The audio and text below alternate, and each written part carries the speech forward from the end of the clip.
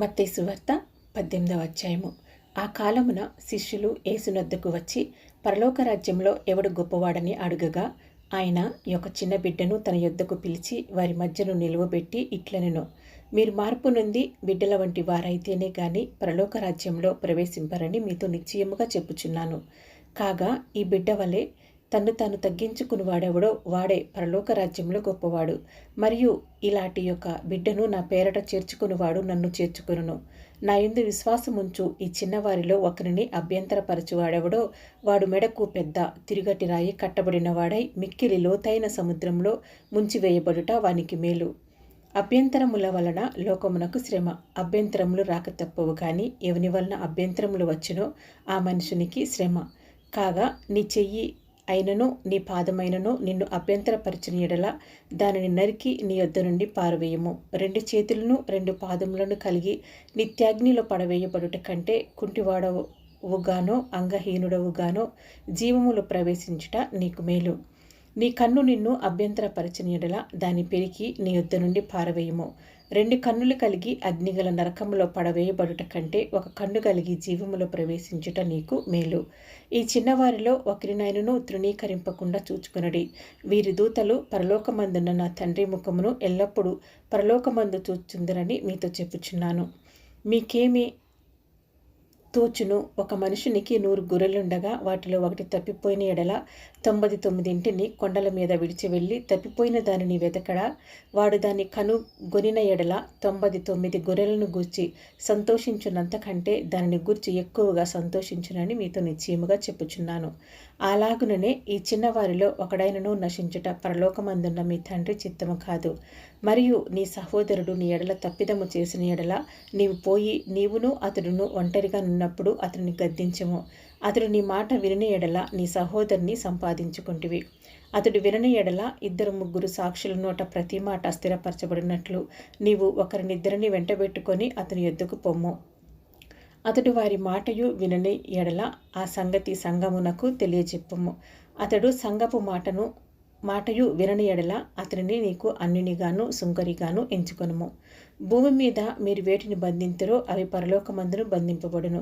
భూమి మీద మీరు వేటిని విప్పుదురో అవి పరలోకమందును విప్పబడునని మీతో నిశ్చయముగా చెప్పుచున్నాను.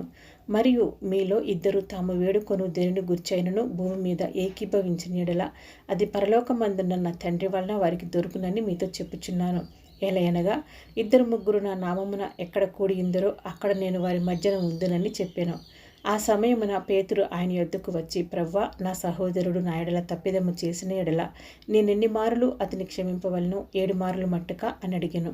అందుకు యేసు అతనితో ఇట్లనెను, 7 మారులు మట్టుకే కాదు 70 ఏళ్ల మారుల మట్టుకని నీతో చెప్పుచున్నాను.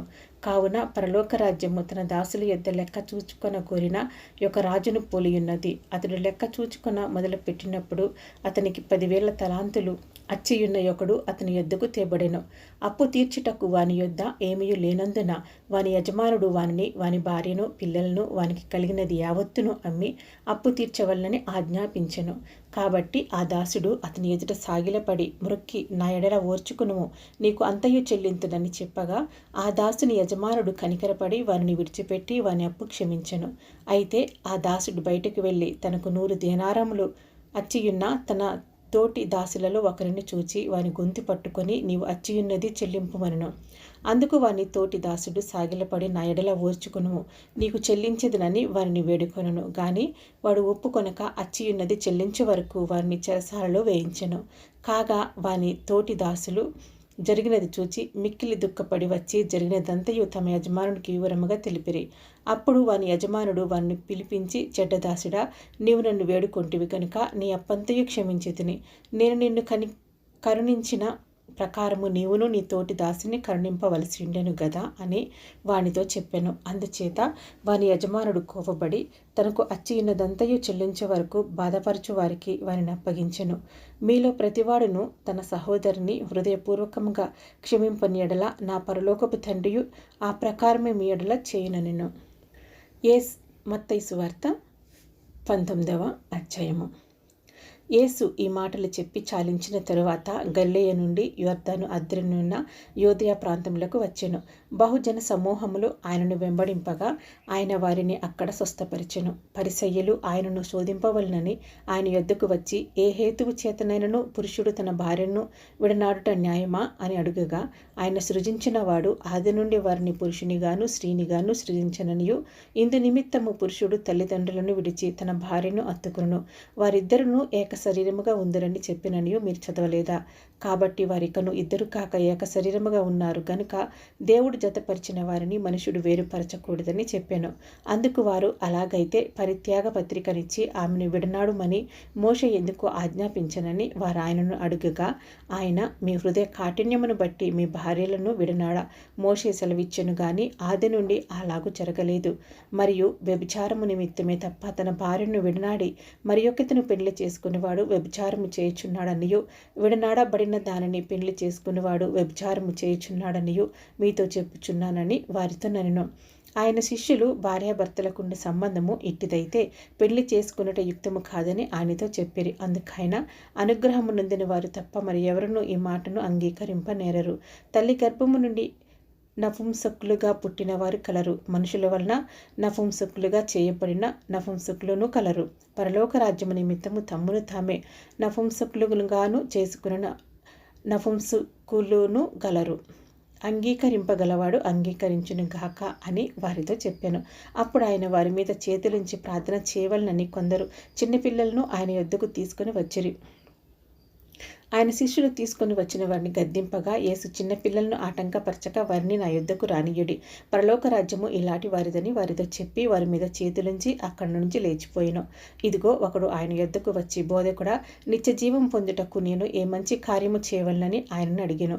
అందుకాయన, మంచి కార్యమును గూర్చి నన్నెందుకు అడుగుచున్నావు? మంచివాడొక్కడే, నీవు జీవములో ప్రవేశింపగోరిన యెడల ఆజ్ఞలను గైకొనుమని చెప్పాను.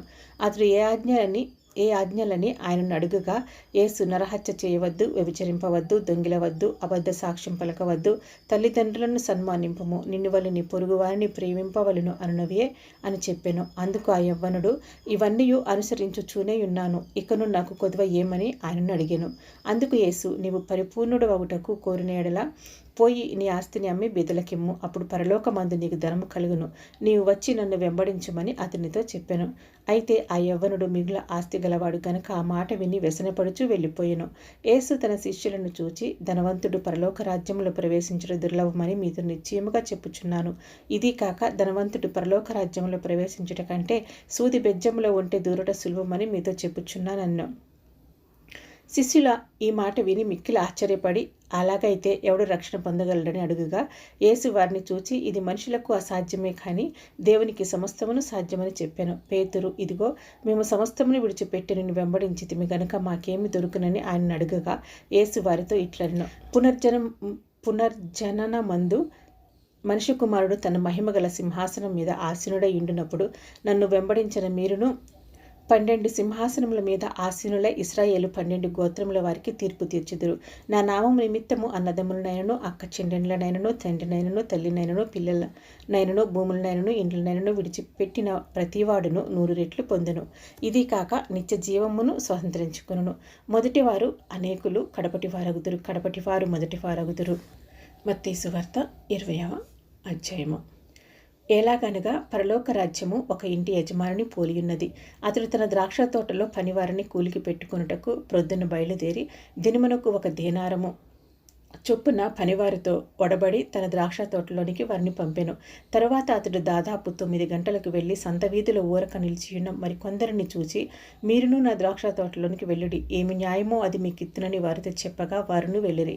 దాదాపు 12 గంటలకును 3 గంటలకును అతడు మరలా వెళ్ళి అలాగే చేసెను.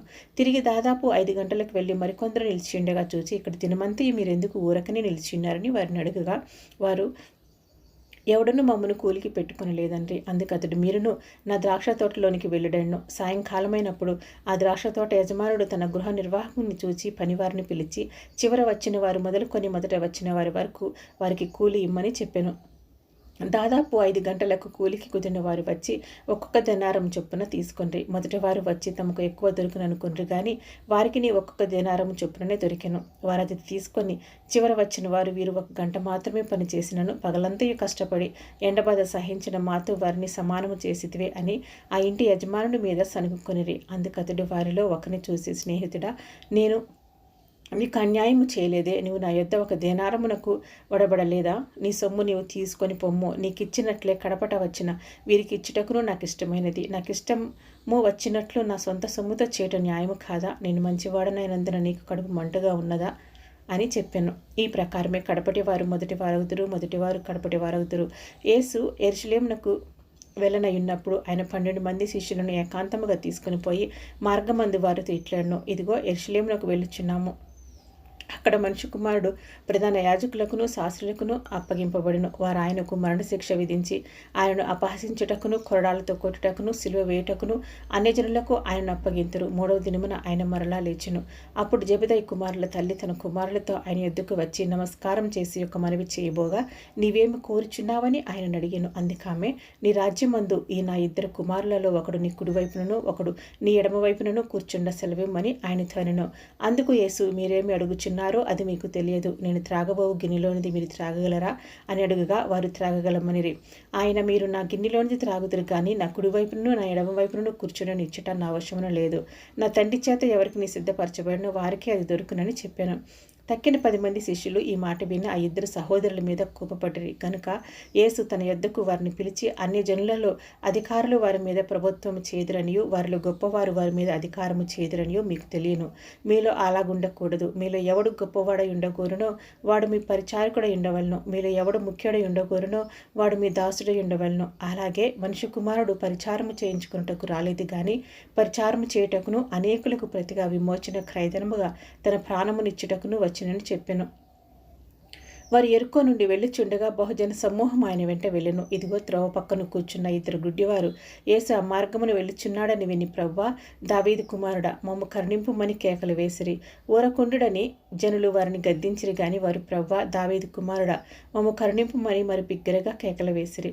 యేసు నిలిచి వారిని పిలిచి, నేను మీకేమి చేయగోర్చున్నారని అడుగగా వారు, ప్రభువా, మా కన్నులు తెరవవలెననిరి.